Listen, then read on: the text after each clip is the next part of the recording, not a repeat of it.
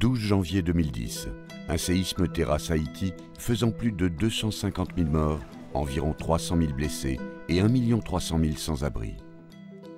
Un an après, Port-au-Prince et ses environs portent encore les stigmates du tremblement de terre. Camps de déplacés dans la ville, tas de gravats au bord des routes, des milliers d'Haïtiens vivent toujours dans des conditions très difficiles. À ce terrible séisme succèdent cyclones, crises politiques et épidémies de choléra. Cela fait un an maintenant que les Haïtiens survivent essentiellement grâce à la mobilisation de l'aide internationale et à l'assistance des ONG et des Nations Unies. Avant même la catastrophe de janvier 2010, la moitié de la population n'avait pas accès aux soins. Hôpitaux surchargés, cliniques privées inaccessibles, telle était la situation en Haïti. La présence des ONG médicales comme Médecins du Monde a permis à des dizaines de milliers d'Haïtiens de bénéficier d'une réelle amélioration de l'accès aux soins. MDM, présente dans le pays depuis 20 ans, a pu porter secours aux victimes dès les premières heures après le séisme. Action numéro 1, ça a été le programme de chirurgie qui a débuté 48 heures après la catastrophe.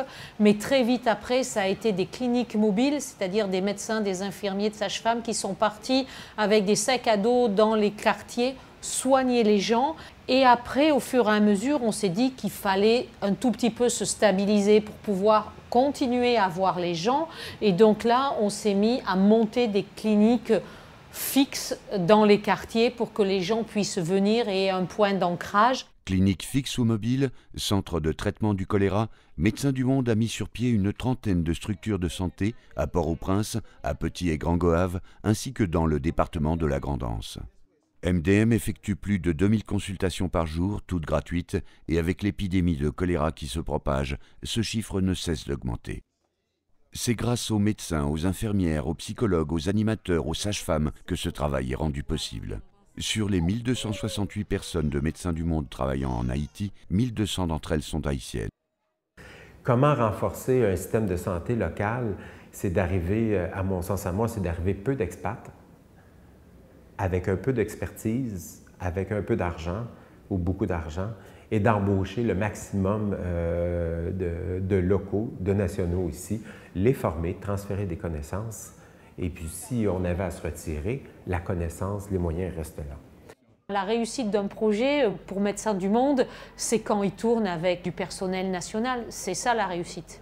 Médecins du Monde comprend la souffrance du peuple haïtien.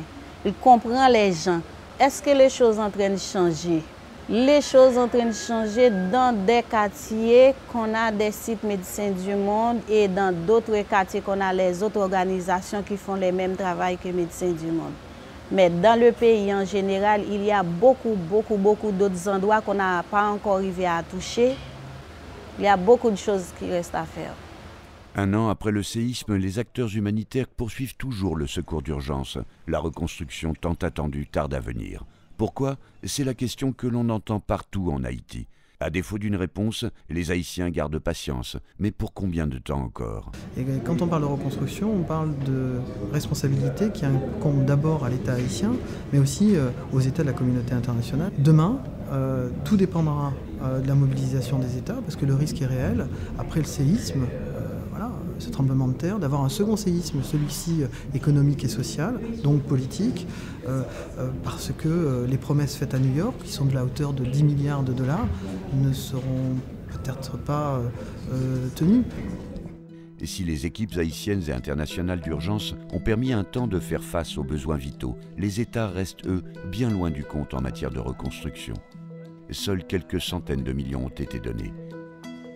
Si les promesses de dons ne sont pas tenues, l'opportunité de sortir Haïti de la pauvreté s'éloignera alors. Il est pourtant encore temps d'agir et de tenir les promesses faites aux Haïtiens.